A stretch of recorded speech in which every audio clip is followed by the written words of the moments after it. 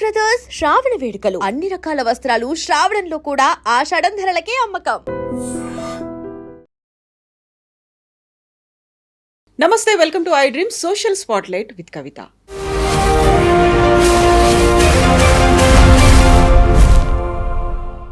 కర్ణాటకలోని ధర్మస్థలలో ఏం జరుగుతుంది? 13 ప్రాంతాల్లో తానే 100 కొద్ది శవాలని ఖననం చేశాను, దహనం చేశాను అని ఒక పారిశుద్ధ్య కార్మికుడు చెప్పినటువంటి మాటతో తవ్వకాలైతే సిట్ చేపట్టింది. తవ్వుతుంటే అవశేషాలు రావట్లేదు, కాకపోతే బోల్డ్ అన్ని క్వశ్చన్స్ మాత్రం బయటపడుతున్నాయి. ఈ మిస్టరీల వెనకాల ఉన్నటువంటి మతలబేంటి? యాక్చువల్గా అక్కడ తాంత్రిక పూజలు జరిగేవా? నరబలులు కూడా అయ్యాయా? ఆత్మహత్యలు జరిగాయా? లేకపోతే మాస్ బరియల్కి సంబంధించి ఎందుకని దేశవ్యాప్తంగా చర్చించుకుంటున్నాం? మనతో పాటుగా ఉన్నారు ఆస్ట్రో సైకాలజిస్ట్ ఎస్వి నాగనాథ్ గారు. నాగనాథ్ గారు, నమస్కారం అండి. నమస్తే మేడం. ఎలా ఉన్నారు? నేను ఎప్పుడు ఒకటేలా ఉంటాను. హ్యాపీ. ఓకే, సో ధర్మస్థల ఏమవుతోంది? ఏం జరుగుతోంది అక్కడ? ధర్మస్థలలో ఏం జరుగుతుందో అది జనరల్గా కేవలం ధర్మస్థలంలోనే కాదు మేడం, ఎక్కడైతే ఒక ఫ్యామిలీ వారసత్వంగా వచ్చినటువంటి ఒక పొజిషన్ అనండి, లేకపోతే ఒక పవర్ అనండి,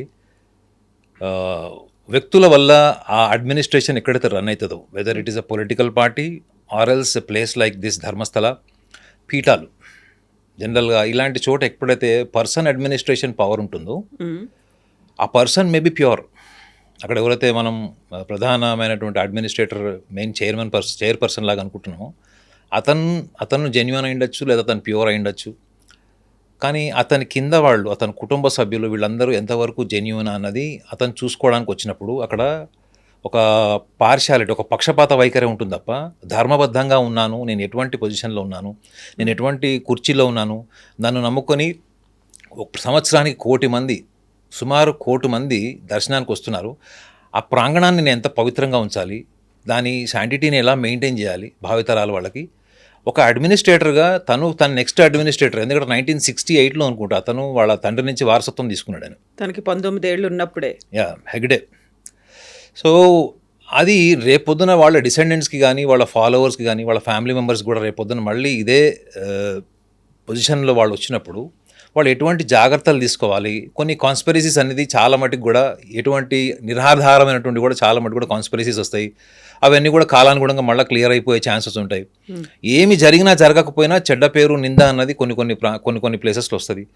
అందులో ముఖ్యంగా తెలుసు కదా మీకు, ముఖ్యంగా మనం ధర్మస్థలం గురించి మాట్లాడుతున్నాం కాబట్టి, ధర్మస్థలంలో అక్కడ ఉన్నటువంటి administration failure is one of the main aspects ఇందులో. అది మనము వాళ్ళు అంటే ప్రచారంలోకి వచ్చినటువంటి 100 నుంచి 500 శవాలు ఏదైతే చెప్తున్నారో అది ప్రచారంలోకి వచ్చినటువంటిది ఆధారరహితమైనది ఇప్పటి వరకు అది ప్రూవన్ ఫ్యాక్ట్ కాదు కాబట్టి.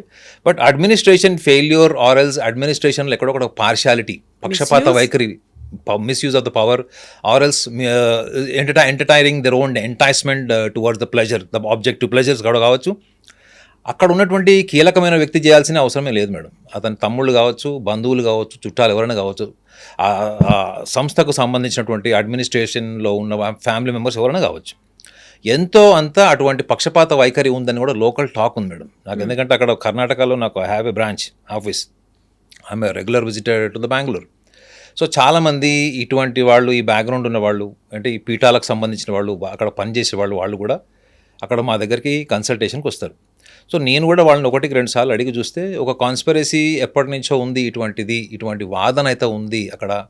అక్కడ ప్రధానమైనటువంటి వ్యక్తి, కీలకమైన పదవిలో ఉన్నటువంటి వ్యక్తి అటువంటి లక్షణాలు ఉన్నాయి అన్నది అక్కడ వాళ్ళ వాదన కాదు. కానీ కుటుంబ సభ్యుల్లో ఎవరో ఒకళ్ళు అటువంటి వ్యక్తులు ఉన్నారు. సో వాళ్ళు అటువంటి కార్యాచరణ చేసినప్పుడు వాళ్ళు దాన్ని కప్పిపుచ్చుకోవడానికి ఎవరి మద్దతు తీసుకుంటారు? మళ్ళీ ఆ ప్రధానమైనటువంటి ఆ కుర్చీలో ఉన్నటువంటి మెయిన్ చైర్పర్సన్ ఎవరైతే ఉంటారో వాళ్ళు అవన్నీ కూడా ఏం చేస్తారు మేడం, ఎంతవరకు అది బయటికి రాకుండా ఉండడానికి చూస్తారు. ఎందుకంటే it's not the question of one incident, it is all about the reputation of the administration. So కాబట్టి అటువంటి కాన్స్పిరసీస్ ఉన్నాయి అన్నది local conversation. It is not my opinion. అక్కడ లోకలైట్స్ కొంతమంది ఎవరైతే ఉన్నారో వాళ్ళు కన్నా అక్కడ ఉన్నటువంటి 7 ఏళ్ల తరబడిగా ఉన్నవాళ్ళు, వృద్ధులు కూడా వాళ్ళు విన్నవాళ్ళు, అంటే ఇప్పుడు వాళ్ళ వయసు 70 సంవత్సరాలు ఎవరైతే ఇటువంటి విషయాలు చెప్పిన వాళ్ళు. కానీ అక్కడెక్కడ కూడా అక్కడ ఉన్నటువంటి సిబ్బంది, అక్కడ మహిళా సిబ్బంది కావచ్చు, లేదా భక్తులుగా వెళ్ళినటువంటి వాళ్ళు ఎవరు కూడా అఫీషియల్గా అక్కడ క్లెయిమ్ చేసి లేకపోతే బయట ఎక్కడో ఒకటి తెలిసిపోతుంది కదా, ఏదో ఒక రకంగా బయటకు వస్తుంది అది. అలాంటివి అక్కడ అఫీషియల్గా లేవు. ఇది మౌత్ పబ్లిసిటీ వల్ల వచ్చినవి. అంటే పలానా చోటు ఇలా జరిగి ఉండొచ్చు అన్నది మౌత్ పబ్లిసిటీ వల్ల వచ్చింది అదంతా. సో అక్కడ ఏమీ జరగలేదు అన్నది మాత్రం ఫ్యాక్ట్ కింద మనం చెప్పలేం. ఏదైనా జరిగి ఉండొచ్చు, బట్ జరిగిన దాంట్లో ఎంతవరకు వాస్తవం ఉన్నది సాక్ష్యాధారాలతో మనం ప్రూవ్ చేయాలి. కానీ ఇంకొక ఇది one angle, one aspect madam. ఇది సెకండ్ ఆస్పెక్ట్ నేను ఈ కేసుని ఆద్యంతం దీన్ని చూస్తున్నప్పుడు ఒక వ్యక్తి అక్కడ శానిటైజేషన్ వర్క్ చేసినటువంటి ఒక వ్యక్తి వచ్చి ఒక కంప్లైంట్ లాంచ్ చేశాడు, ఒక ఇష్యూ రైజ్ చేశాడు. అందులో ఒక్క లాజిక్ని మీడియా ఎందుకు మిస్ అయింది అన్నది మీరు కూడా ఒక జర్నలిస్ట్గా చెప్పాలి. ఇప్పుడు మేడం, ఒక వ్యక్తి ఇన్ని సవాలు పూడ్చాడు, అబ్నార్మల్ కండిషన్లో ఉన్నటువంటి మహిళలను చూశాడు, వాళ్ళ మీద బట్టలు లేవు, కొంతమందికి అవయవాలు లేవు, కొంతమందిని కోసేశారు, కొంతమందికి ఆల్మోస్ట్ యాసిడ్ కూడా వాళ్ళ ఫేస్ మీద ఉంది, కొంతమందికి ఆర్గన్స్లో కూడా వాళ్ళు ఇట్లా మడ్ కూడా వాళ్ళు ఫిల్ చేసినవి. ఇటువన్నీ కూడా చెప్పడానికి వర్ణనాతీతమైనటువంటి చాలా చాలా భయంకరమైనటువంటి విషయాల్ని నేను చూశాను కళ్ళతోని. అట్లాంటి శవాలని క్రిమేషన్ చేశాను, బరియల్ కూడా చేశానని చెప్పాడు. సో ఒక వ్యక్తి అజ్ఞాతంలోకి వెళ్ళిపోయి కొన్ని సంవత్సరాల తర్వాత వచ్చాడు. ఆ వ్యక్తి ఆ సంస్థలో పనిచేసేటప్పుడు అతని యొక్క మానసిక స్థితి ఏంటి, సంస్థలో నుంచి అంటే వాళ్ళు భయపెట్టడం వల్ల సంస్థలో నుంచి బయటికి వెళ్ళిపోయాడు. ఎందుకంటే అలాంటి ఆ వ్యక్తులే మా ఇంట్లో ఉన్నటువంటి ఒక మహిళ మీద కూడా అత్యాచారం చేయబోయారు, అందుకని మేము తప్పించుకొని పారిపోయాము, ఇంకెక్కడో అక్కడ షెల్టర్ తీసుకొని ఉన్నాము అనే మాట. దీన్ని సైకాలజిస్టులు తీసుకోరు మేడం. మీ ఆడియన్స్ తీసుకుంటారో లేదో విమర్శిస్తారో లేదో తెలియదు, కానీ మీరు చూడండి, ఒక సగటు మనిషి ఎప్పుడు కూడా ఎలా ఆలోచిస్తాడంటే, మీరు చంద్రముఖి సినిమా చూశారు కదా, ఒక చంద్రముఖి సినిమాలో రజనీకాంత్కి క్లోజ్ ఫ్రెండ్ ఉంటాడు ప్రభు. నీ భార్యనే ఇందులో మెయిన్ కల్ప్రిట్ అని చెప్పినప్పుడు ఎందుకు తీసుకుంటాడు ఆయన? అవసరమైతే ఫ్రెండ్ని ఇంట్లోంచి ఎల్లగొట్టడానికి నిర్దాక్షిణ్యంగా ఒక సగటు మనిషిలాగా తన వ్యక్తిగత భావోద్వేగాల నుంచి ఆలోచిస్తాడు మేడం. ఒక సగటు మనిషి అనేవాడు అలానే ఆలోచిస్తాడు. తనకున్న నమ్మకము, తనకు ఉన్నటువంటి అభిప్రాయాలు లేదా తనకు ఉన్నటువంటి కొన్ని ప్రెజుడిసెస్ నుంచి విషయాన్ని అనాలిసిస్ చేస్తాడు. అంటే ఆ విషయాన్ని అనాలిసిస్ చేసేటప్పుడు ఆల్రెడీ ఒక ప్రీ ఒపీనియన్ ఉంటుంది. ఇప్పుడు ఆ వ్యక్తి అక్కడ ఎవరైతే అలిగేషన్ రైజ్ చేశాడో అతను ఒక డిఫెన్సివ్ మెకానిజం అంటారు ఆ సైకాలజీలో. అతను నువ్వు ఎందుకు పారిపోయావు ఎన్ని సంవత్సరాలు అంటే వాళ్ళని చంపేస్తున్నారు, వాళ్ళ భయానికి నేను వెళ్ళిపోయాను అది. అంటే ఒక ఆన్సర్ అన్నది ముందుగానే ప్రిపేర్ చేసుకొని నువ్వు చెప్పడం లాంటిది మేడం. అది సైకాలజీ వేరు, సైకాలజిస్ట్ పర్సెప్షన్ వేరే ఉంటుంది, ఆర్డినరీ పర్సన్స్ పర్సెప్షన్ వేరే ఉంటుంది. ఆర్డినరీ పర్సన్ దాన్ని ఏం చేసుకుంటాడు, యాక్సెప్ట్ చేస్తాడు. కరెక్టే, ఇంతకైనా మనకు ఫ్యామిలీ ముఖ్యం కదా, మన భార్య పిల్లలు ముఖ్యం కదా, వాళ్ళు ఎవరో చంపుతా అంటే ఏం చేస్తారు మనం? ఎందుకంటే జనరల్గా అలాంటివన్నీ మనం సినిమాలో చూస్తుంటాం. వీళ్ళని వచ్చి బెదిరించడం వాళ్ళు ఊళ్ళు ఖాళీ చేసి వెళ్ళిపోతారు, లేకపోతే ప్రాంతం ఖాళీ చేసి వెళ్ళిపోతారు, టెండర్లు వేయరు, ఇవన్నీ కూడా సినిమాలో చూస్తాం. సో కామన్ మ్యాన్ తొందరగా ఒక కన్క్లూజన్కి వస్తాడు. కానీ ఒక సైకాలజిస్ట్ దాన్ని ఏం చూస్తాడంటే, ఫస్ట్ ఇతను స్టేట్మెంట్ ఇచ్చిన దాంట్లో చాలా సింపుల్గా, అంటే ఒక 10 ప్రశ్నలకి ఆన్సర్ చెప్పాల్సినటువంటి వ్యక్తి ఒకటే సమాధానంలో మొత్తం కట్ చేసి ఎడిటింగ్ చేసేసాడు దాన్ని అన్న తీసుకుంటాడు ఫస్ట్ సైకాలజిస్ట్. నువ్వు పారిపోయావు, అంతకుముందు నువ్వు ఎన్ని సవాలు పూడ్చిపెట్టావంటే అతను ఎంత లెక్క చెప్పాడు మీడియాకి? 106 కదా, 106 చెప్పాడు. మేడం ఒక్కసారి ఇమాజిన్ చేయండి, మన ఇద్దరం ఇక్కడ మాట్లాడుతున్నాం, ఇద్దరు కెమెరామెన్ ఉన్నారు, ఇక్కడ ఒక డెడ్ బాడీ పెట్టాడు madam. Can be able to comfortably do this show? So true. మన ఇద్దరము అంత కంఫర్టబుల్గా మనం చూడగలమా? ఇలా కూర్చొని మాట్లాడలేం. అట్లాంటిది మీకు ఒక యాక్సిడెంట్ అయింది, ఒక లారీ యాక్సిడెంట్, ఒక 2 వీలర్ మీద వెళ్ళేవాడు లారీ యాక్సిడెంట్ అయ్యి అబ్నార్మల్ కండిషన్స్లో ఉన్న వ్యక్తి మన కళ్ళ ముందర ఉంటే మనం ఇంత కంఫర్టబుల్గా మాట్లాడగలమా? చూసి తల తిప్పుకొని పోతూ ఉంటాం కదా, అలాంటి ఇన్సిడెంట్స్ చాలా చూసాం. అట్లాంటిది ఒక మగవాడు ఫస్ట్ ఆఫ్ ఆల్ తన జీవిత భాగస్వామిని తప్ప ఎవరిని నగ్నంగా చూడలేడు మేడం. చూడాలన్న ఊహ ఉన్నా కానీ అది ఆచరణ, అది it's not a fact, it is not a practically possible. అది ఎందుకు పాసిబుల్ కాదు అంటే, నేను అసలు నా జీవితంలో నాకు వయసు వచ్చిన తర్వాత నేను బయట ప్రపంచంలోకి వెళ్ళినప్పుడు ఒక స్త్రీని నేను నగ్నంగా ఎప్పుడు చూడగలుగుతాను? Unless and until I have a girlfriend and we are so much intimate and only then it is a private relation, it is absolutely private relation, private intimacy, అది విత్ కన్సెంట్. అలాంటిది మీరు ఒక మహిళని నగ్నంగా కాదు అబ్నార్మల్గా చూశారు, రక్తపాతమైనటువంటి శరీరంతో అవయవాలు పగిలిపోయి దారుణమైనటువంటి కండిషన్లో ఉన్నటువంటి మహిళని మీరు నగ్నంగా చూశారు చాలామందిని. ఇది అతను క్లెయిమ్ చేసిన విషయం ఇది. అలాంటప్పుడు అతను నార్మల్ హ్యూమన్ బీయింగ్ లాగా ఉంటాడా చెప్పండి madam? Will he be consistent for the long duration with the same mindset? నేను నా డ్యూటీ చేస్తున్నాను, నేను నా దగ్గర శవం వచ్చింది, నేను పూడుస్తున్నాను అన్న మైండ్ సెట్తో ఒక కన్సిస్టెంట్గా అన్ని సంవత్సరాలు ఉండగలుగుతాడా? రెండో విషయం ఏంటంటే అతను అంత భయంకరమైనటువంటి శవాలు చూస్తున్నప్పుడు కేవలం వాళ్ళు నన్ను చంపుతారేమో అన్న ఒక భయంతో ఈ క్రిమేషన్ అంతా చేసి ఉంటాడా? అతని పాత్ర వాళ్ళ డబ్బులు తీసుకోలేదా? డబ్బులు తీసుకొని చేసి ఉండొచ్చు కదా ఆ టైంలో. సో అతన్ని ఫస్ట్ ఇన్వెస్టిగేషన్ చేస్తారు మేడం సైకాలజిస్టులు. ఫస్ట్ వెళ్ళి గొయ్యిదెవరు మేడం. అందుకే అదే మేడం ఇక్కడ మేడం ఇప్పుడు నేను ఆ కేసులో ఉన్నాను అనుకోండి మేడం. నేను ఆ కేసులో ఉంటే ఫస్ట్ అతనితో నేను మాట్లాడతాను madam. Very confidentially I will spend not less than 2 to 4 hours. ఎక్కడి నుంచి ఇన్వెస్టిగేషన్ స్టార్ట్ అవుతుందంటే ఇతని బాల్యం ఎట్లా గడిచింది, అదేవిధంగా బాల్యం ఎలా గడిచింది, బాల్యంలో తల్లిదండ్రుల ప్రేమ ఎంత దక్కింది, తల్లి ఎంత హింసాత్మకంగా ఉందా, ప్రేమభావంతో ఉందా, తండ్రి ఎలా ఉన్నాడు, తల్లిదండ్రుల మధ్య ఉన్నటువంటి రిలేషన్ ఎలా ఉండేవి, ఇతను సభ్య సమాజంలోకి వెళ్ళినప్పుడు ఎటువంటి బ్యాడ్ ఎక్స్పీరియన్సెస్ అయినాయి, ఇవన్నీ కూడా అతనికి ఒక వ్యక్తిత్వాన్ని ఎస్టాబ్లిష్ చేస్తాయి మేడం, ఒక పర్సనాలిటీని ఎస్టాబ్లిష్ చేస్తాయి.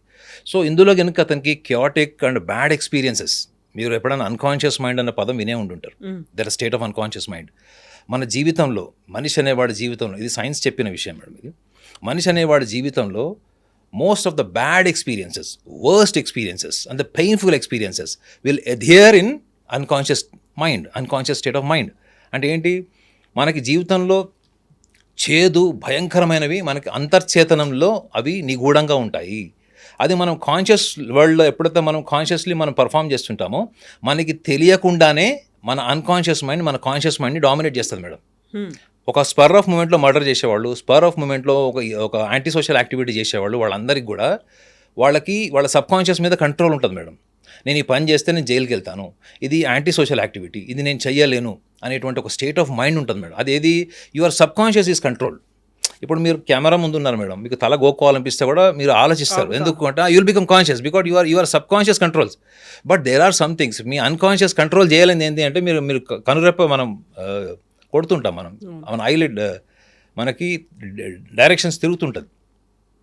What is that cannot be control through unconscious mind which definitely do have an impact of your childhood. So ఈ అంతర్చేతనంలో ఉన్నటువంటి చైల్డ్హుడ్ని ఫస్ట్ ఇన్వెస్టిగేషన్ చేస్తారు మేడం. అంటే దీనికి ధర్మస్థలంతో కానీ, ధర్మస్థలం చాలా అది ఒక పెద్ద పుణ్యక్షేత్రం, అది లేదా 800 సంవత్సరాల చరిత్ర ఉంది. దీని బ్యాక్గ్రౌండ్ వల్ల ఈ ఇన్వెస్టిగేషన్ సైకాలజిస్ట్లో ఇతన్ని ఇన్వెస్టిగేషన్ చేయరు madam. They will not see the background of the Dharmasthala, whether it is a Dharmasthala or some church or some any mosque or any ordinary thing. They will see the person who claimed this allegation. Consequences ఎలా ఉన్నాయి. ఇప్పుడు అక్కడ ధర్మస్థల కాబట్టి ఇవంతా వీళ్ళు ఇలా మాట్లాడుతున్నారు అనే వాళ్ళు కూడా ఉంటారు. ఇది ధర్మస్థలకు సంబంధించింది కాదు మేడం. ఒక భారతదేశాన్ని ఒక్కసారి కదిలించేసి నేషనల్ మీడియాలో ఒక పెద్ద న్యూస్ కింద మారిపోయినప్పుడు ఆ వ్యక్తి మీద ఎందుకు ఇన్వెస్టిగేషన్ లేదు? ఆ వ్యక్తిని పోలీస్ డిపార్ట్మెంట్ వాళ్ళే ఒక డిపార్ట్మెంట్ ఆఫ్ సైకియాట్రీ నుంచి కానీ డిపార్ట్మెంట్ ఆఫ్ సైకాలజీ నుంచి పిలుచుకొచ్చి అతనితో ఎందుకు ఎగ్జామినేషన్ ఎందుకు జరిగించలేదు? ఫస్ట్ అది అయిన తర్వాత, అది అయిపోయిన తర్వాత మీరు యాక్షన్ తీసుకోండి. ఎవరొద్దన్నారు? అతను 100 చోట్ల తోమంటే మీరు 200 చోట్ల అవ్వండి, ఎవరొద్దన్నాడు? అందులో సైకాలజిస్ట్ రోల్ ఏముంటుంది తెలుసా మేడం? అందులో ఇతను ఒకవేళ స్కిజోఫీనియా పేషెంట్ అయిండా, రెండోది అన్ని శవాలు నగ్నంగా చూసినవాడు, అతనికి ఆల్కహాల్ ఎడిక్షన్ లేదని గ్యారంటీ ఇస్తారా? అతని సమకాలీకుడు ఎవరు, అతను ఆడవాడు ఒక పెద్ద తాగుబోతాడు అన్నాడు అని ఒక మీడియాలో కూడా చూశాను. అంటే అతను ఎంప్లాయ్ ఎవరైతే ఉన్నాడో అతను ఒపీనియన్ తీసుకున్నప్పుడు మీడియా వాళ్ళు అతను ఏమని చెప్పాడు, వాడు తాగుబోతాడు, ఎప్పుడు తాగే ఉంటాడని చాలా రెక్లెస్గా ఆన్సర్ చెప్పారట. సో అతనికి ఇంటాక్సికేషన్ హ్యాబిట్ ఉన్నప్పుడు ఈ సైకాలజిస్టులు ఇంకొక డైమెన్షన్ కూడా ఏం తీసుకుంటారంటే, ఇది అతను అక్కడ ఎంప్లాయ్గా ఉన్నన్ని రోజులు ఎంత ఆల్కహాల్ ఎడిక్షన్ కలిగి ఉన్నాడు, అక్కడి నుంచి రానవే అతను అక్కడి నుంచి సడన్గా అక్కడి నుంచి ఫ్యామిలీని తీసుకొని వెళ్ళిపోయాడు, ఎక్కడో డిసపియర్ అయిపోయాడు. ఈ గ్యాప్లో ఎన్ని సంవత్సరాలు ఉన్నాడు మేడం? అతను 14 years ఉన్నాడు కదా. 2014లో వెళ్ళాడు, ఇప్పుడు మళ్ళీ 25లో వచ్చాడు, అంటే 11 years. ఈ 11 years అతని పర్సనల్ లైఫ్ ఏంటో చూస్తారు మేడం. అతని personal life, social life, overall contentment చూస్తారు మేడం. ఒకవేళ ఇతనే మీరు సైకాలజీలో ఒక టర్మ్ వినే ఉంటారు, మీరు నెక్రోఫీలియా అన్న పదం విన్నారు ఎప్పుడన్నా? శవాలతోని సంభోగం చేసేటువంటి ఒక మానసిక రుగ్మత అది. సో ఇతను ఇవాళ గిల్ట్ అన్నప్పుడు psychologist which perceptional area which was the area where you felt guilt. You are also the part of the performances with the nude woman. You have done something wrong with them. Or else you have done something that was against your conscience, but yet without any force, without any fear against the death, you must have done something else. మీరు మిమ్మల్ని భయపెట్టి చంపుతాము అని భయభ్రాంతులు చేసినప్పుడు మీరు చేసిన ఒక చర్య ఆ తర్వాత మీకు యాంత్రికంగా అది అలవాటు కూడా అయిండొచ్చు కదా. అందువల్లే you are free to see, you are allowed to see a women nakedly and it's a dead body. So necrophilia తనకి డిజార్డర్ లేదని ఎట్లా చెప్తారు, అది ఎట్లా చెప్తారు వాళ్ళు? ఇంత గ్యాప్ మేడం. ఈ 11 సంవత్సరాల తర్వాత అతను బయటకు వచ్చినప్పుడు ఫస్ట్ అతన్ని ఎగ్జామిన్ చేయాలి అసలు ఫస్ట్. అందుకే అంత గ్యాప్ తీసుకున్నారేమో కదా. ఒకసారి వచ్చి పోలీస్ స్టేషన్కి వచ్చి కంప్లైంట్ చేశారు, అప్పటికి వాళ్ళు తీసుకోలేదని. ఆ తర్వాత తన 2 అడ్వకేట్లతో కలిసి వచ్చాడు, తను ఒక బ్యాగ్లో వచ్చాడు, తనతో కొన్ని ఎముకల్ని తీసుకొచ్చి అప్పుడు ఇచ్చారు. ఆ తర్వాత స్టార్ట్ అయింది. అప్పుడు అంతా నేషనల్ మీడియాలో పెద్ద అవుట్రేజ్ వచ్చిన తర్వాత సిట్ ఫామ్ చేసిన తర్వాత మళ్ళీ పోలీసులు ఎదురు చూశారు. ఈ మధ్య కాలంలో అవన్నీ జరిగి ఉండవా? అంటే అది అట్లా తీసుకోలేం మేడం. ఇప్పుడు ఫర్ ఎగ్జాంపుల్ మీరే అంటున్నారు కదా, ఇంత గ్యాప్లో ఏదైనా జరిగి ఉండొచ్చు అని మీరు అంటున్నారు. సడన్గా వై ఇట్స్ నౌ? అతని ఏజ్ ఎంత? 50 years అంట. 50 years కదా. సో ఇప్పుడు ఈ గ్యాప్లో ఏదైతే ఉందో, ఇప్పుడు ఇంత సడన్గా మీడియాకి వచ్చాడు, సో ఇంతకు ముందర ఎప్పుడు లేదు. సో దీన్ని కొంచెం మీరు పొలిటికల్ కానీ ఈ మఠాలకి ఉన్నటువంటి ఆధిపత్యం, మీకు షైవైట్స్ చూసుకోండి, అక్కడ వక్ర షైవైట్స్ అని ఉంటారు అక్కడ, మీకు నాట్ షైవైట్స్, వైష్ణవైట్స్ క్లియర్, అక్కడ లింగాయత్స్ ఉంటారు, లింగాయత్స్ అండ్ వక్ర లింగాయత్స్ అని ఉంటారు. వాళ్ళది కూడా అక్కడ ఆధిపత్యం ఉంది. అంటే మఠాల ఆధిపత్యం కోసం కూడా రాజకీయాలు జరిగినటువంటి చరిత్ర మీరు వెళ్ళి ఇన్వెస్టిగేషన్ చేస్తే మీకు తెలుస్తుంది మీడియా పర్సన్గా. సో దానివల్ల జరిగిందా అంటే, ఇప్పుడు ఎవరైతే అక్కడ ముఖ్యమంత్రిగా ఉన్న వ్యక్తి ఎవరైతే ఉన్నారో అతని కమ్యూనిటీ, వీళ్ళ సమాజం వేరు, వాళ్ళ సమాజం వేరు. అక్కడ మనం ఇది కొంచెం politically it is not a very important point to be discussed and analysed, కాబట్టి నేను పెద్ద పట్టించుకోవట్లేదు. కానీ బట్ ఆధిపత్యం కోసం, మఠాల ఆధిపత్యం కోసం జరిగిందా, లేదా గవర్నమెంట్ ముఖ్యమంత్రి మీద ఉన్నటువంటి, ఎందుకంటే మీరు కర్ణాటకలో వెళ్ళి చూసుకోండి మేడం, అక్కడ చాలా ఈ discrimination of casteism, discrimination of ఆధిపత్యం ఉంటుంది, discrimination of the casteism, discrimination of the financial status and the power, ఇవి మీకు క్లియర్గా అనిపిస్తాయి అక్కడ. మీరు ఎక్కువ లోతుకి వెళ్తే మంచిది కాదు, కానీ నేను మైసూర్ నుంచి ఎక్కడెక్కడో ప్లేసెస్ అన్నీ కూడా నేను చూశాను. అక్కడ విలేజ్ ఎన్విరాన్మెంట్లో అక్కడ ఎలా ఉంటారు, వాళ్ళకి ఆ డిస్క్రిమినేషన్ ఆఫ్ డిమాండ్, ముఖ్యంగా టెంపుల్స్ ఏరియాలో. కానీ మీరు అర్బన్ బెంగళూరుకి వచ్చినప్పుడు చూస్తే అక్కడ ఉన్న అట్మాస్ఫియర్ ఎలా ఉంది. సో అంతర్లీనంగా వాళ్ళ పెంపకంలో వాళ్ళు ఏం చూస్తారు అన్నది కూడా మీకు తెలుస్తుంది మేడం. అది there is a definitely very strong perception in everybody else about this the caste discrimination or the superiorities. వాళ్ళు ఒక గ్రూపిజం మెయింటైన్ చేయడం అట్లాంటిది మనం చెప్పచ్చు అది. సో ఇటువంటి డిస్క్రిమినేషన్లో కూడా ఇలాంటి ఇన్సిడెంట్లో ఇతన్ని ఒక పాములాగా వాడుండొచ్చు. ఇతను definitely he is not alone madam.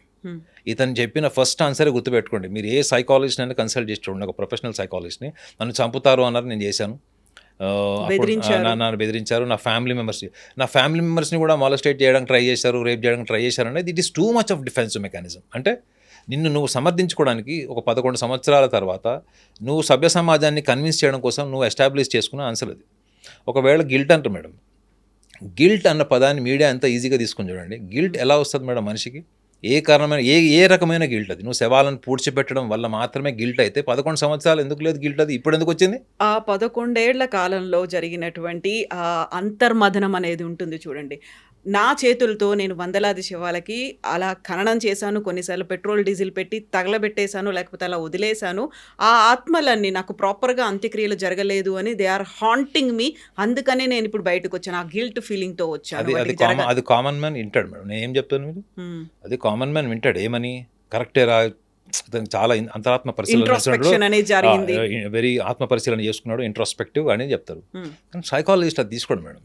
Psychologist ఏమంటాడంటే, సరే నువ్వు ఇన్ని సంవత్సరాలు రకరకాల శవాలు చూసావు, నేను ఇందాక కూడా అదే చెప్పాడు. అతని జీవితంలో ఒక భార్యని మాత్రమే లీగల్గా నగ్నంగా చూసేటువంటి ఒక ఆర్డినరీ పర్సన్ మేడం. పోనీ ఒక 10 మంది గర్ల్ ఫ్రెండ్స్ ఉండే సమాజంలో లేడు, 10 మందితో తిరిగేటువంటి సమాజంలో కూడా అతని ఫైనాన్షియల్ పొజిషన్ కూడా లేదు. అలాంటి వ్యక్తి అంతమందిని అబ్నార్మల్గా చూసినప్పుడు అతను నార్మల్గా ఉండడు మేడం. ఈ can not be normal. Me cameramens కూడా ఇప్పుడు మనం అక్కడ దాకా ఎందుకు మేడం, ఒక రోడ్డు మీద ఎవరన్నా న్యూడ్గా నడుచుకుంటూ వెళ్తుంటే మనం ఎంత షాక్ అయి చూస్తాం అసలు. ఆ మగవాళ్ళైనా కావచ్చు, ఆడవాళ్ళైనా కావచ్చు. అతను అన్ని వందల శవాలు అని చెప్తున్నప్పుడు వందల శవాలు ఎన్ని రకాల రూపాలు చూసుంటాడు వాళ్ళవి, ఎంత అబ్నార్మల్ కండిషన్ చూసుంటాడు అందులో వాళ్ళు. 12 ఇయర్స్ ఒక మైనర్ కూడా ఉంది అని. అప్పుడు మీకు స్కిజోఫీనియా సిమ్టమ్స్ కూడా క్వశ్చన్స్ అడుగుతారు ఏమని. చాలామందికి మీ సినిమాలో చూపిస్తాడు చూడండి, వాడు ఏదో ఒక క్రైమ్ చేసి ఉంటాడు, ఏదో మర్డర్లో ఉంటాడు, ఒక గ్రూప్ అందరు కలిసి మర్డర్ చేసినప్పుడు వాడికి సడన్గా వాడు చంపేసిన పర్సన్ యొక్క ఆత్మ నీడ అద్దం రూపంలో డ్రామాటిక్గా మనకి సినిమాలో చూపిస్తారు. ఇప్పుడు అతను ద స్టేట్ ఆఫ్ మైండ్ కాదని మీరు ఎట్లా చెప్తారు? Maybe seeing something that which is not scientifically accepted or proven. అంటే మీకు విజువల్ హాలోసినేషన్స్ కూడా ఉండొచ్చు కదా. మేబీ అతను చనిపోయిన వాళ్ళ శవాల మొహాలు వాళ్ళవన్నీ కూడా అతను కనిపిస్తుండొచ్చు. ఇప్పుడు ఇది ప్రాబబిలిటీ, ఇది నేను గ్యారంటీ నేను చెప్పాను. ప్రాబబిలిటీ ఏంటంటే ఇతనికి శబ్దాలు కూడా వినిపిస్తుండొచ్చు, అంటే auditory hallucination, and visual hallucination. So visual hallucination, auditory hallucination కూడా క్వశ్చన్ చేస్తారు madam. It is a very deeply you have to do research on these persons mind makeup. ఇప్పుడు 13 ప్రాంతాలు చెప్పాడు. 13 ప్రాంతాల్లో 6వ ప్రాంతంలో మొండెం దొరికింది, తల లేకుండా, స్కల్ లేకుండా స్కెలిటన్ దొరికింది అనుకున్నప్పుడు 11వ ప్రాంతంలో కేవలం తల మాత్రమే దొరికింది, అక్కడ స్కెలిటన్ లేదు, కానీ వేరే అవశేషాలు ఉన్నాయి. సో గతంలో వినిపించినటువంటి మాటలు అక్కడ ఏదైనా తాంత్రిక పూజలు జరిగి ఉంటాయేమో, నరబలి లాంటిది జరిగి ఉంటుందేమో అనేది. మళ్ళీ నిన్న దొరికిన 11వ ప్రాంతంలో దొరికింది కూడా ఒక పుర్రె దొరికింది, కొన్ని ఎముకలు దొరికాయి. అవన్నీ ఒకే పర్సన్వా అది ఐడెంటిఫై చేయలేదు. వీటన్నిటికి సంబంధించి ఒక కంక్లూజన్ అయితే ఇప్పటికి రాలేదు. సిట్ అయితే ఏం చెప్పలేదు. వినిపిస్తున్నవేంటి, అక్కడ గతంలో ఆత్మహత్యలు చేసుకునేవాళ్ళు డైరెక్ట్గా మోక్షం లభిస్తుంది అనేది, లేకుంటే తాంత్రిక పూజలు అయ్యేవి, నరబలులు కూడా జరిగేవి అనేది. సో వాటిని కోరిలేట్ చేసినట్టుగా దొరికినటువంటి శాంపిల్స్ ఏమన్నా చెప్తున్నాయా, లేకుంటే మీరు చెప్పినట్టుగా వాళ్ళకి ఆ పర్సన్కి ఎవరైతే మాజీ పారిశుద్ధ్య కార్యక్రమం ఆయన మీద టెస్ట్ చేయాలి, సైకలాజికల్గా ఆయన్ని టెస్ట్ చేయాల్సినటువంటి అవసరం ఉంది అనుకుంటే బోల్డ్ అని డిఫరెంట్ పాయింట్స్ కనిపిస్తున్నాయి కదా. వీటన్నిటిని ఇంటర్లింక్ చేసి ఆ డాట్స్ అన్నిటిని కనెక్ట్ చేయడానికి ఎంత టైం పడుతుంది? కాదు మేడం, ఇప్పుడు మీరు ఒకటి ఇందులో ఆలోచించాల్సింది ఏంటంటే, మీరు క్షుద్ర పూజలు ఇట్లా తాంత్రిక పూజలు అని అన్నారు. సో మీకు తెలుసో లేదో చాలా మటుకు కూడా నదీ ప్రాంతాల్లోనే ఎక్కువ క్షుద్ర పూజలు చేస్తారు. తెలుసా మీకు చాలా మటుకు మీకు క్షుద్ర పూజలు తాంత్రిక పూజలు అన్నీ కూడా సముద్ర తీరాన నదీ తీరాన చేస్తారు. Point number 1. పాయింట్ నెంబర్ 2 ఏంటంటే, చాలామందికి అక్కడ ఏరియాలో వచ్చి ఆత్మహత్య చేసుకుంటే మోక్షం వస్తుంది అనుకునే వాళ్ళు మూర్ఖులు కూడా ఉన్నారు. సో ఇంకొకటి ఏంటంటే మేడం, మన దగ్గర కర్ణాటక బార్డర్, మీరు మహారాష్ట్ర బార్డర్లో కూర్చోండి, ఈ తాంత్రిక విద్యలు పూజలు ఇటువంటి వ్యక్తులు ప్రాక్టీషనర్స్ ఆ డీప్ ఫారెస్ట్లో మీకు కనిపిస్తుంది. నేను ప్లేస్ చెప్పదలుచుకోలేదు, కానీ it is a very famous holy place. మేము వెళ్ళినప్పుడు, మేము నైట్ రిటర్న్ వస్తున్నప్పుడు అక్కడ న్యూడ్గా ఒక గ్రూప్ ఆఫ్ ఉమెన్ వెళ్తున్నారు మేడం. న్యూడ్గా రోడ్డు మీద నడుచుకుంటూ వెళ్తున్నారు వాళ్ళు. నాతో పాటు ఎవరైతే కార్ డ్రైవింగ్ చేస్తున్నాడో అతను ఎంబీబీఎస్ డాక్టర్, అతను నా పక్కన కూర్చున్న అతను కూడా ఎంబీబీఎస్ డాక్టర్. వాళ్ళు అది చూసినప్పుడు పక్కన కూర్చున్న అతనికి ఏం కాలేదు, మొత్తం స్వెట్ వచ్చేసింది డ్రైవింగ్ చేసి అతనికి.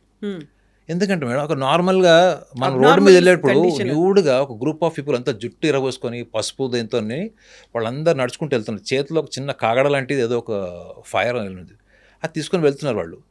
అంటే ఆ ప్రాంతంకి నిజంగా మీరు అట్లాంటిది ఊహించలేరు, అంత హోలీ ప్లేస్ అది. నేను పేరు చెప్పడం నాకు ఇష్టం లేదు, కానీ అలాంటి చోట వాళ్ళు ఎటు వెళ్తున్నారు, they are travelling towards the forest. మనం ఏ అర్ధరాత్రి పూట మనం చెట్లలోకి వాటికి వెళ్తాం, అటు సైడ్ వెళ్తున్నారు. వాళ్ళకి రెగ్యులర్ ప్లేస్ అయి ఉండొచ్చు, maybe they have a recognised place, they are very environmentally they are secured. అక్కడ యానిమల్స్ రిస్క్ లేనట్టుంది. సో ఇటువంటి వాళ్ళల్లో ఇప్పుడు వాళ్ళు అక్కడికి వెళ్ళి ఏం చేశారో మనకి ఏం తెలుసు మేడం, అక్కడ ఎవరిని బలిచ్చారో ఎవరిని ఏం చేశారో కూడా మనకు తెలియదు. సో కర్ణాటక మహారాష్ట్ర బ్యాక్గ్రౌండ్ బార్డర్స్లో మీరు చాలా మటుకు చూడండి, ఈ తాంత్రిక విద్యలు, క్షుద్ర పూజలు, ఈవెన్ హ్యూమన్ సాక్రిఫైస్, నరబలులు కూడా మీకు పాసిబిలిటీస్ ఉన్నాయన్నది ఒక స్ట్రాంగ్ పాయింట్, స్ట్రాంగ్ ఆస్పెక్ట్ అది. కానీ ఇక్కడికి వచ్చినటువంటి దొరికినటువంటి శవాలు, ముఖ్యంగా మీరు తలకాయలైనటువంటి ఒక స్కెలిటన్ ఐడెంటిఫై అయిందని చెప్పారు. సో అది హ్యూమన్ సాక్రిఫైస్కి వెరీ మచ్ రిలేటెడ్. అది హ్యూమన్ సాక్రిఫైస్లో ఏం చేస్తారు మేడం, తలకాయ తీసేస్తారు వాళ్ళు. నరబల్ అంటే అదే కదా, మీరు మెడకాయ తీసేస్తారు వాళ్ళు. చాలామంది పెద్ద పెద్ద ఇండస్ట్రీలు కట్టుకునే ఇండస్ట్రీస్లో వాళ్ళు దిష్టి పడకూడదని, అక్కడ రక్తం ఉండాలని చెప్పేసి కూడా ఎక్కడెక్కడో పిల్లల్ని తీసుకెళ్ళి కిడ్నాప్ చేసి తీసుకెళ్ళి అక్కడ చంపేసినటువంటి కూడా మీరు సినిమాల్లో కథనాలు చూసిన వాటారు, చాలామంది బయట కూడా దొరుకుతారు. సో నేను అక్కడ దొరికినటువంటి స్కెలిటన్స్ అన్నిటినీ ఇన్వెస్టిగేషన్ చేసి దాని మీద ఫారెన్సిక్ చేసి ఒక 3-4 నెలలు టైం పడితే దాని మీద సో 3-4 నెలల తర్వాత if everything proves that nothing is related to this Mass burials. or else related to the person who has claimed as a I can say it is a conspiracy. I don't want to say it is a scientific fact. So అది గినక అతను allegation raise చేసింది అక్కడ prove కాలేదనుకోండి madam, అప్పుడు ఎవరు ఇన్ని రోజులు ఈ what you call it is hype ఏదైతే నడిచిందో కంటెంట్ మీద, సో ఇదంతా మచ్చ దేని మీద పోయినప్పుడు అది టెంపుల్ మీదకే. టెంపుల్ అడ్మినిస్ట్రేషన్ నేను సపోర్ట్ చేయను మేడం, టెంపుల్ అడ్మినిస్ట్రేషన్ నేను సపోర్ట్ చేయను 100%. ఏ పొలిటికల్ అడ్మినిస్ట్రేషన్, ఫ్యామిలీ అడ్మినిస్ట్రేషన్ కూడా నేను సపోర్ట్ చేయను. మన రాష్ట్రంలో కూడా మీకు ముఖ్యమంత్రుల పిల్లలు జైలుకి వెళ్ళొచ్చిన వాళ్ళు కూడా ఉన్నారు, అర్థమైందండి. అప్పుడు ఎవరు ఏం చేస్తారు మేడం, వాళ్ళందరూ వాళ్ళ కుటుంబాన్ని కాపాడుకోవడం కోసం ఉంటారు తప్ప వాళ్ళు ప్రజల గురించి వాళ్ళ గురించి ఎందుకు ఆలోచిస్తారు? ఎక్కడైనా అడ్మినిస్ట్రేషన్లో పవర్ ఉంది, ఫ్యామిలీస్ అందులో రూల్ చేస్తున్న అడ్మినిస్ట్రేషన్ అంటే ఆ కింద వాళ్ళందరూ ఫెయిర్గా ఉంటుందని గ్యారెంటీ ఉండదు. ఆ కింద వాళ్ళు ఎవరు చేసినా పైన కూర్చున్న వాళ్ళు వాళ్ళని సమర్థించి వాళ్ళని ఆ కేసులోంచి బయటకు తీయడం కోసం బ్రైబ్ చేయడము, పొలిటికల్ పవర్ యూజ్ చేయడము, లేకపోతే పోలీస్ యంత్రాంగాన్ని కూడా వాళ్ళు మేనేజ్ చేసేటువంటి స్థాయి ఇన్ఫ్లుయెన్స్ చేసినప్పుడు ఇటువంటి శవాల యొక్క ఆనవాళ్ళు ఇవి ఎక్కడి నుంచి వచ్చినాయి? ఈ డెడ్ బాడీస్ అన్నీ వచ్చినాయి, ఇవి అన్ని ఇక్కడ పూడ్చారు అక్కడ పూడ్చారు అంటే ఒక శవాన్ని తీసుకొచ్చి పూడ్చడం అంత ఈజీయా మేడం చెప్పండి? రెండోది ఇతను ఎవరైతే క్లెయిమ్ చేశాడో ఒక్కొక్క శవం వెయిట్ ఎంత ఉంటుంది మేడం? కొన్ని బాలికలు 12 సంవత్సరాలు అని చెప్పారు, 60 kgs 40-60 kgs వెయిట్ ఉన్న ఒక వ్యక్తిని సింగిల్ పర్సన్ తీసుకెళ్ళి అది పూడ్చడం అన్నది అది ఇంపాసిబుల్. అది రెండోది ఒకటో రెండో అంటే చెల్ల పట్టచ్చు, అది డీజేటీలలో 5 నిమిషాల్లో పూడ్చాడు శవం, చూశారు కదా, అట్లాంటిది కాదు కదా అది. ఇది మీకు ఇంకొక మనిషి సపోర్ట్ కావాలి మేడం. ఇంకొక మనిషి సపోర్ట్ కావాలన్నప్పుడు వాళ్ళ టీం మెంబర్స్ని ఎందుకు మీడియా ఇంటర్వ్యూ చేయట్లేదు, మీడియా ఎందుకు వాళ్ళని లైమ్ లైట్లోకి తీసుకురావట్లేదు? ఇతను వచ్చి ఇద్దరు అడ్వకేట్లతో వచ్చి అక్కడ కంప్లైంట్ లాంచ్ చేసినప్పుడు ఆ మిగతా వాళ్ళు కూడా ప్లేయర్ ఎందుకు అతను మెన్షన్ చేయలేదు? ఇక్కడ ఇంకొక పాయింట్ కూడా ఉంది. మేబీ అక్కడ ఉంది నేత్రావతి నది ఒడ్డు, వెస్ట్రన్ ఘాట్స్లో ఉంది.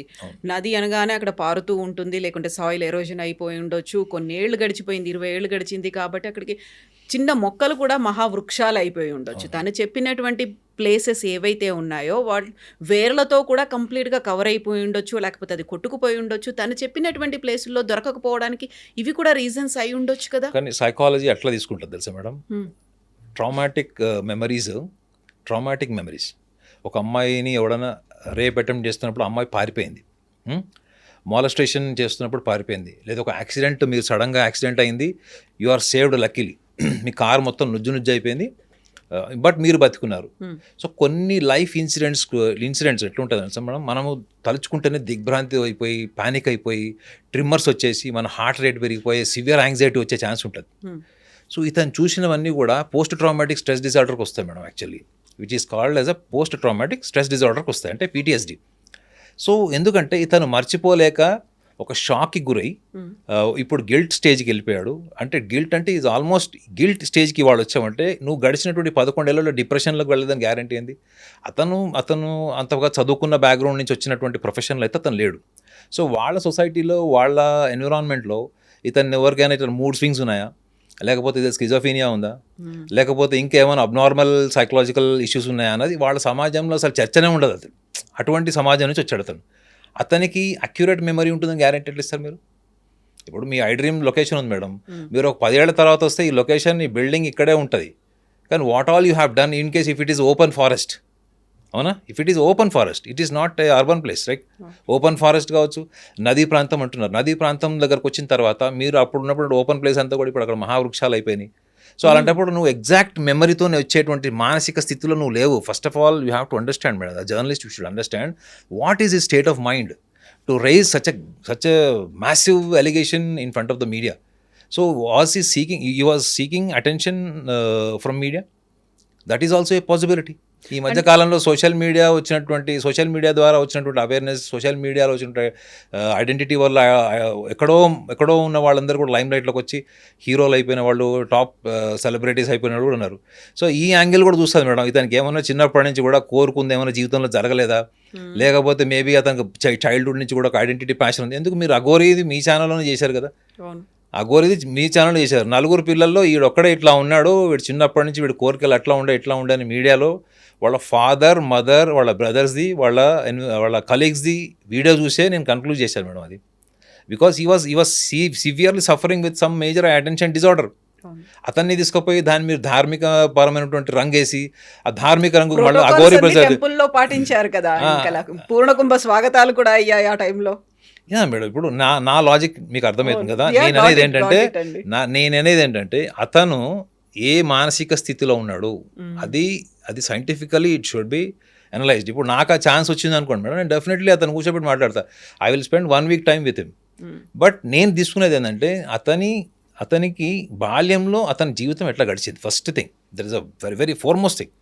అది బాల్యం ఎలా గడిచింది, బాల్యం గడిచిన ఆ క్రమంలో అతను అవన్నీ చేస్తున్నప్పుడు ఆ విషయాలను ఎవరితో షేర్ చేశాడు, ఆయన భార్యతో షేర్ చేశాడా, లేకపోతే కూతురుతో షేర్ చేశాడా, ఇంట్లో ఎవరితో షేర్ చేశాడు, అది ఎవరికి తెలియదు. అది రెండోది, మీరు అది కనుక ఎవరితో షేర్ చేయకుండా మనసులో పెట్టుకుంటే that is another way of emotional unstable personality disorder.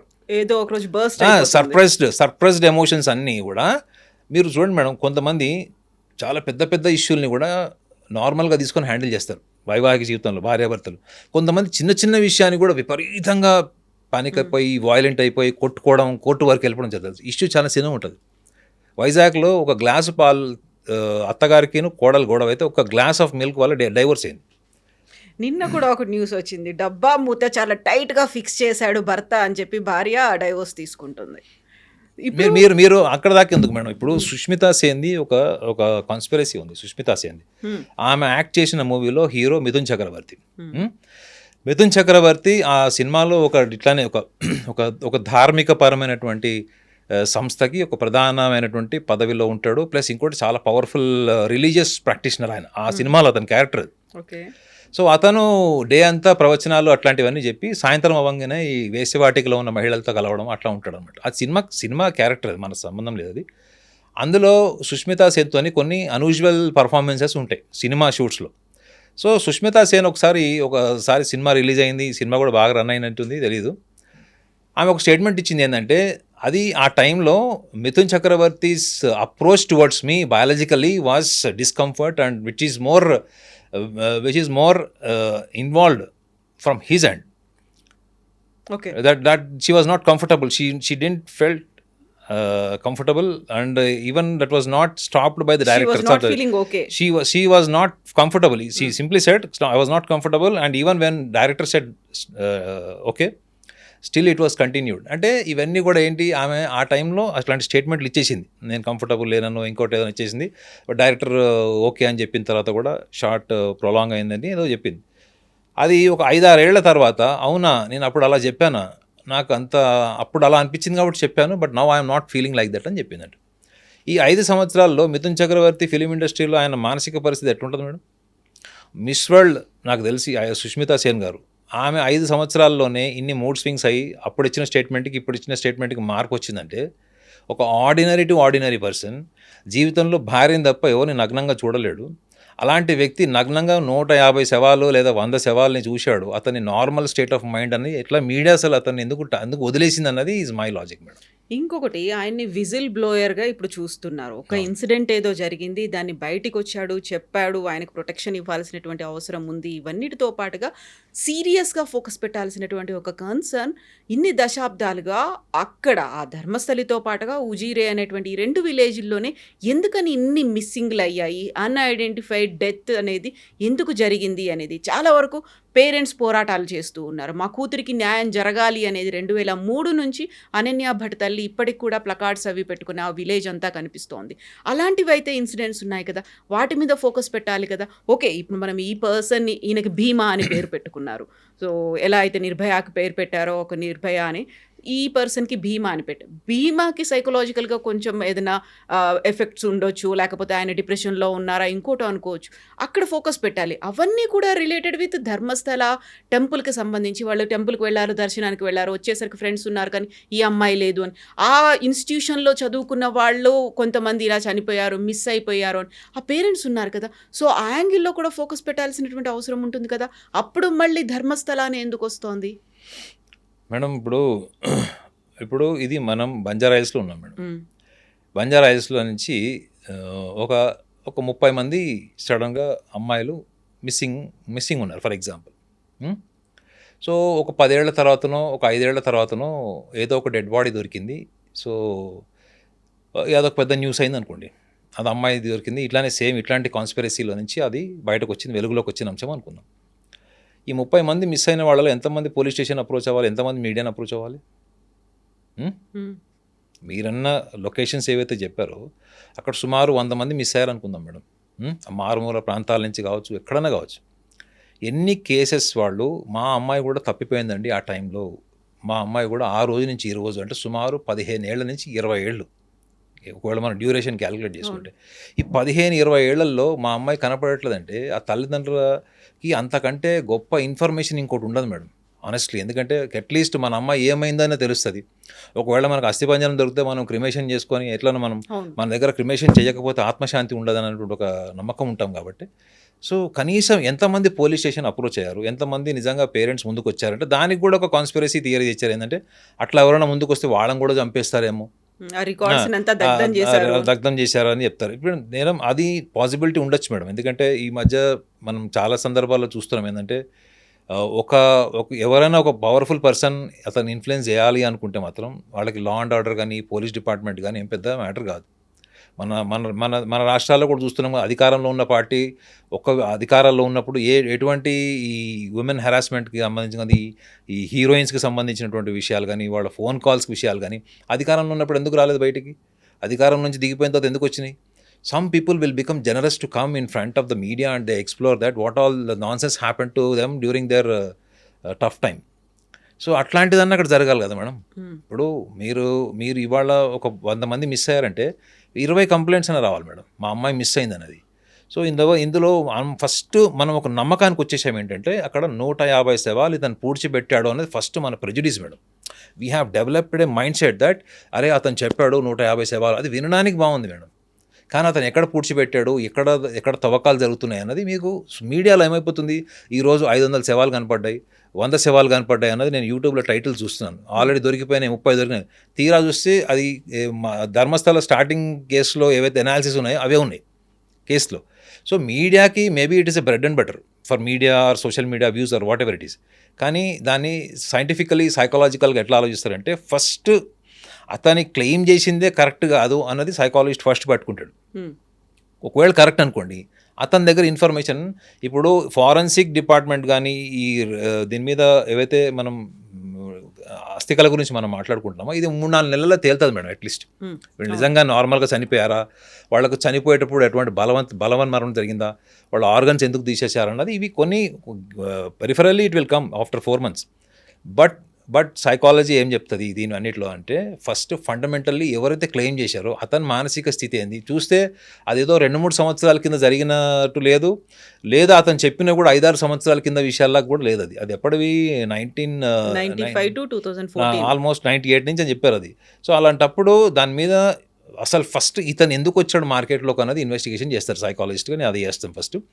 రెండోది ఇప్పుడు మీరు అన్నారు అక్కడ అస్థికలు దొరికినవి ఇవాళ నిజంగా అవి ఎంతవరకు ఆధారాలకి నిలబడతాయి, ఆ డీటెయిల్స్ అన్నీ కూడా ఇతను చెప్పిన వాటికి అక్కడ వాటికి ఉన్న కండిషన్కి ఎంతవరకు నిలబడుతుంది అన్నది కూడా దట్ ఈస్ అనదర్ ఆస్పెక్ట్. కానీ మీడియా ముందుగానే ఒక కన్క్లూజన్కి ఏమొచ్చేసిందంటే అతను చెప్పిన దాన్ని ఫస్ట్ నిజమని నమ్మేసి దాని మీద జరిగింది. ఎందుకంటే మీడియా జనరల్గా కొంచెం సెన్సేషనలైజేషన్ ఇష్టపడుతుంది కాబట్టి. కానీ ఇది సెన్సేషనలైజేషన్ కేసు కింద సైకాలజిస్ట్ అస్సలు తీసుకోండి మేడం. అర్థమైందా? ఒక రకంగా చెప్పాలంటే అనకూడదు కానీ చాలా కూల్గా ఫస్ట్ వీడు ఏం చేశాడు, వీడు బ్యాక్గ్రౌండ్ ఏంటి, వీడు ఎందుకు చెప్పాడు, ఇవన్నీ అనాలిసిస్ చేస్తారు మేడం. ఇవన్నీ అనాలిసిస్ చేసిన తర్వాత అప్పుడు అది లీగల్ ప్రొసీజర్ ఒకటి ఉంటుంది మేడం, అది సైకాలజిస్ట్ రోల్ ఉండదు. లీగల్ ప్రొసీజింగ్ ఏముంటుంది, అది వీడు చెప్పిన చోటు పలానా చోటకి వెళ్దాం, వాడు ఒక ఎఫ్ఐఆర్ దర్జ్ చేస్తాడు, తర్వాత మళ్ళీ దానికి కోర్టు నుంచి ఆర్డర్ అనో లేకపోతే పోలీస్ స్టేషన్ నుంచి పర్మిషన్ ఏవో తీసుకొని మొత్తానికి వెళ్ళి అది ఫిజికల్ ఆపరేషన్ జరుగుతుంది. కానీ ఇతని మెంటల్ కండిషన్ ఏంటి, ఇతను ఎందుకు చెప్పాడు ఏంటి, వీళ్ళందరినీ చుట్టూ తిప్పుకోవడం కోసం చెప్పాడా, నిజంగా అతను ఒక 2-3 శవాలు పూడ్చుండొచ్చు, అతను కూడా షాక్కి గురై ఉండొచ్చు.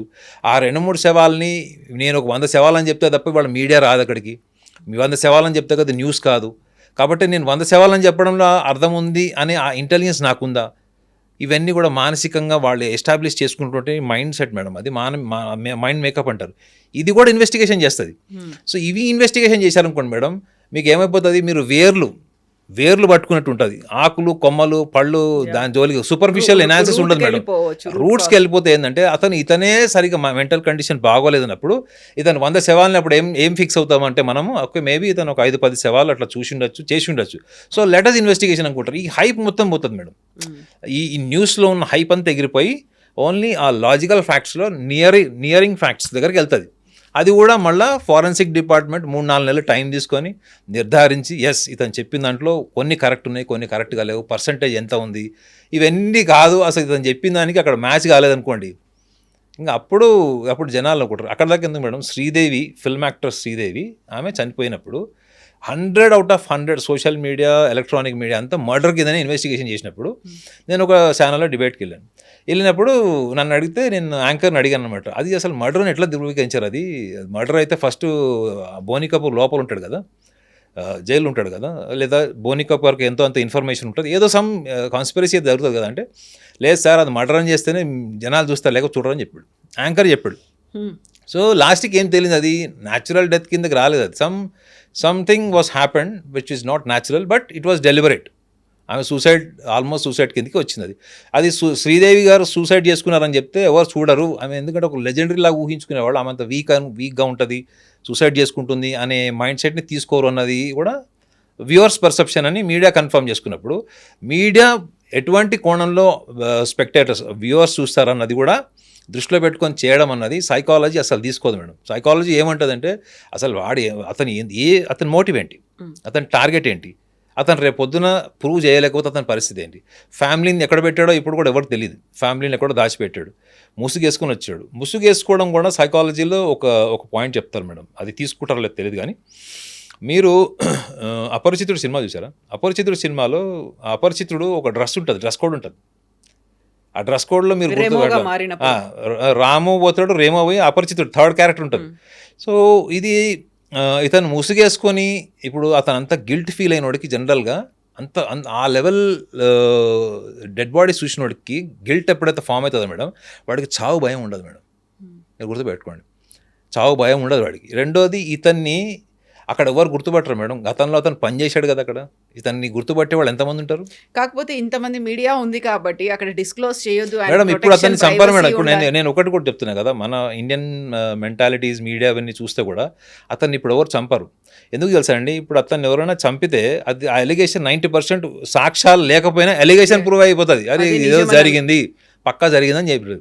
సో అతను ముసుగేసుకొని రావడం కూడా, అతను ముసుగేసుకోకుండా, మీరు ఒక జర్నలిస్ట్గా చెప్పండి మేడం, ముసుగేసుకోకుండా వచ్చాడు లేదా ముసుగేసుకొని వచ్చాడు, which is eye catching for media? No, అక్కడ ముసుగేసుకొని వచ్చింది కూడా పోలీసులు ఆయన్ని సేఫ్గా సెక్యూర్డ్గా ఉంచడానికి ప్రొటెక్షన్తో తీసుకొచ్చారు అనేదే కదా, ఆయన ఎవరు అనేది బయటకు పేరు పెట్టారు. భీమా 100 సార్లు చెప్పుకున్నాడు, నాకు ప్రాణహాని ఉంది, నా కుటుంబాన్ని కూడా వదలరు అని చెప్పాడు. ఫస్ట్ అతన్ని క్లెయిమ్ చేసుకుంటాడు మేడం. ఏమని? పోలీసు వాళ్ళకి అతను ఏం చెప్తాడు, సార్ నా మొహం నేను చూపించాను కానీ నేను వాస్తవాలు చెప్తాను, బయట పెడతానని చెప్తాడు. అప్పుడు పోలీసు వాళ్ళు కూడా ఎందుకు రిస్క్ తీసుకుంటారు మేడం? వీడు కర్మగాలు ఎవరైనా చంపేశారనుకోండి, పోలీసు వాళ్ళు దానికి ప్రొటెక్షన్ లేదని పోలీస్ డిపార్ట్మెంట్ మీద నిందపడుతుంది. సో కాబట్టి నాకు తెలిసి it was his decision. So that was also, అది ఆ మాస్క్ వేసుకొని రావడం అనేది మొత్తం నేషనల్ మీడియాని కూడా కదిలించింది అది. సో నేనైతే అలా ఆలోచిస్తాను మేడం, ఎందుకంటే ఏమీ లేనప్పుడు ఇక చుల్లుడి అంటే బైన్సుడి అని ఒక తెలంగాణలో ఒక సామెత ఉంటుంది, ఇదిగో తోకంటే అదిగో పులని. సో ఇది ఏమీ జరగలేదు అన్నది నేను అనట్లేదు madam, there is something there is some mess but it is not visible, it is not scientifically as such, it is not proven. So అలాంటప్పుడు మనము అక్కడ జరిగి ఉంటుంది, ఇట్లా జరిగి ఉంటుంది అన్నప్పుడు ఫస్ట్ మీరు assassination of the administration of the Dharmasthala first thing. And ఇంకొకటి, మన దేశంలో ఈ మతం మార్పిడి మాఫియా ఒకటి భయంకరంగా ఉంది. మీరు తమిళనాడు వెళ్ళి చూడండి, తమిళనాడులో టాప్ మోస్ట్ కమ్యూనిటీస్ కింద చెప్పుకునే వాళ్ళు కూడా కన్వర్షన్ మాఫియా ట్రాప్లో ఉన్నారు వాళ్ళు. సో కర్ణాటకలకు వాళ్ళు ఎంట్రీ కాలేదని మీరు ఎలా చెప్తారు? ఇతను వెనక ఒక కన్వర్షన్ మాఫియా లేదని ఎట్లా చెప్తారు మీరు? ఇతనికి డబ్బులు ఇచ్చి చేశారని నేను అనను, అతను అసాసినేట్ చేయను, but there must be something. అతని మెంటల్ కండిషన్ని ఎవరైనా ట్రాప్ చేసి అతన్ని గైడ్ చేసి సొలేస్, అతనికి ఒక లవ్ అండ్ ఎఫెక్షన్ క్రియేట్ చేసి అతని సబ్కాన్షియస్లో ఉన్నవన్నీ బయటికి తీసి నువ్వు ఇది మీడియా ముందర చెప్తే మేము మీకు బ్యాక్ ఎండ్ ఉంటాం, సపోర్ట్ చేస్తాం. ఇప్పుడు ఒక సైకాలజిస్ట్గా నేను మాట్లాడాను అనుకోండి మేడం, అవతల వాళ్ళు ఎవ్వరికి చెప్పనటువంటి సీక్రెట్స్ వాళ్ళు చెప్తారు. మీకు ఓల్డ్ సిటీలో ఒక రేప్ కేసు అలానే జరిగింది. ఒక అమ్మాయిని రేప్ చేస్తే ఆ అమ్మాయి 4 days వరకు భోజనం తినకుండా, ఆ నీళ్లు తాగకుండా డిప్రెషన్లో ఉంటే తల్లిదండ్రులు ఎంత అడిగినా చెప్పని అమ్మాయి ఆమెను సైకాలజిస్ట్ దగ్గర తీసుకెళ్తే సైకాలజిస్ట్ 2 hours ఏ వ్యక్తి రేప్ చేశాడో చెప్తే ఆ వ్యక్తిని అరెస్ట్ చేశారు. ఆ వ్యక్తి ఇమీడియట్గా అతని మీద యాక్షన్ తీసుకున్నారు. ఆ సైకాలజిస్ట్ చేసే పని కన్వర్షన్ చేసేవాళ్ళు చేస్తారు మేడం. మీ మైండ్ని ఎమోషనల్గా డ్రైవ్ చేస్తారు, మీ మీద ఒక ఇంపార్టెన్స్ క్రియేట్ చేస్తారు, మీ సెల్ఫ్ లవ్ డెవలప్ చేస్తారు. అప్పుడు మీరు అవతల వాళ్ళకి పూర్తిగా సరెండర్ అవుతారు మేడం. ఇది సైకాలజీలో కొన్ని సందర్భాల్లో నిజాలు చెప్పించడానికి మేము చెప్తాం. అట్లా వాళ్ళని కంట్రోల్ చేయడానికి చేస్తాం, వాళ్ళ డిప్రెషన్ నుంచి బయటకు తీయడానికి చేస్తాం. అది ఇతన్ని అలాంటి బ్యాక్గ్రౌండ్ ఉన్న వాళ్ళు ఈ రిలీజియన్ కన్వర్షన్ మాఫియా వాళ్ళు వెనక నుంచి ఇతన్ని ఇట్లా స్పోర్ట్ ఫీలింగ్ వేసి చేయలేదని గ్యారంటీ ఉంది. I'm not claiming, but there are possibilities. ఇప్పుడు మతం మార్పిడి మాఫియా కూడా ఉండొచ్చు అని నా ఉద్దేశం. అది సో అలాంటి వాళ్ళు ఉన్నప్పుడు అక్కడ గవర్నమెంట్ ఏం చేస్తుంది, అక్కడ గవర్నమెంట్ సపోర్ట్ ఉందా అలాంటి వాళ్ళకి అంటే మన దేశంలో మతం మార్పిడి అన్నది అది ఒక ఎవ్రీడే జాబ్ అయిపోయింది. అది దాని మీద యూట్యూబ్ ఛానల్స్ కూడా ఉన్నాయి, వెరీ ఇన్ఫ్లుయెన్షియల్ ఛానల్స్ ఉన్నాయి. సో అటువంటి వాటిలో కూడా ఇతను లోన్లీనెస్ వల్లనో, ఇది 11 సంవత్సరాలు సభ్య సమాజానికి దూరం ఉన్నామనో, ఇతను ఎటువంటి ధార్మికపరమైనటువంటి ఇవి తీసుకున్నాడు, సపోర్ట్ తీసుకున్నాడు, ఎమోషనల్ సపోర్ట్ తీసుకున్నాడు, ఇవన్నీ కూడా సైకాలజీ డిపార్ట్మెంట్ అంతా అనాలిసిస్ చేస్తుంది మేడం. చేసి ఒక రిపోర్ట్ ఇస్తుంది. ఏంటంటే ఇతనికి ఏమైనా స్కిజోఫీనియా ఉందా, ఇతను గిల్ట్ ఫీల్ అవ్వడానికి ఇతను ఆ శవాల మీద ఏమన్నా ఎక్స్పెరిమెంట్ చేశాడా, ఇతను ఏమన్నా తన కంట్రోల్ తప్పాడా నేను అనట్లేదు మేడం. పాసిబిలిటీస్ నేను మాట్లాడుతున్నాను. అతను చెప్పిందే నిజం అని చెప్పి మీడియా ఆయన కథనాలు చేసినప్పుడు అతని మీద కూడా కథనాలు చేయాలి కదా.